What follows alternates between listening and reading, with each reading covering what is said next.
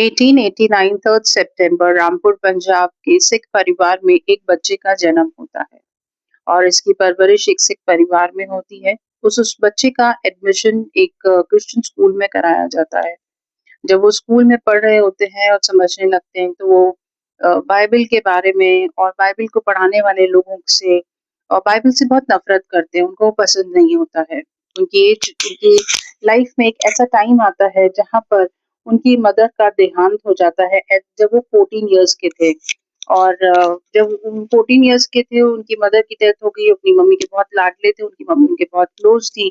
और एक टाइम उनका ऐसा आता है कि उनको लगता है कि अब मेरा कोई भी नहीं है और वो अपने जीवन को खत्म करना चाहते हैं और इस तरीके से वो सुसाइड करने के लिए जाते हैं। लेकिन उनको अचानक से ऐसा बताया जाता है कि यीशु मसीह का एक विज़न मिलता है। यीशु मसीह उनसे मुलाकात लेते हैं और इस मुलाकात ने उनके जीवन को बदल दिया होता है। इस समय वो अपने जीवन को पूरा प्रभु यीशु मसीह को दे देते हैं। और इस जब ये उनके परिवार को मालूम चलता है तो उनको उनके परिवार से बहुत पर्सिक्यूशन का सामना करना पड़ता है। लेकिन 1905 में जो 16 इयर्स के होते हैं, शिमला में वो एक बैप्टिज्म लेते हैं और तब से उनकी जो सेवकाई की जर्नी थी वो स्टार्ट हो जाती है।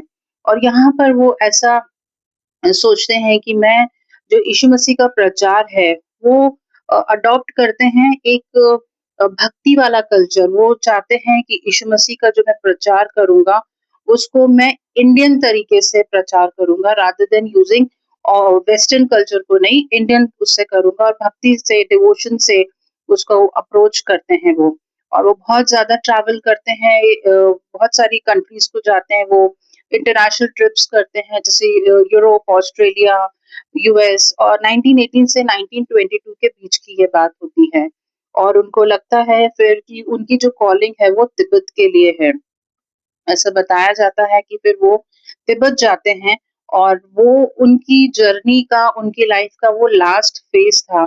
और ऐसा बताया जाता है कि जब वो तिब्बत गए, उसके बाद उनके बारे में कोई जानकारी नहीं मिली, वो वहाँ से फिर वापस भी नहीं आए।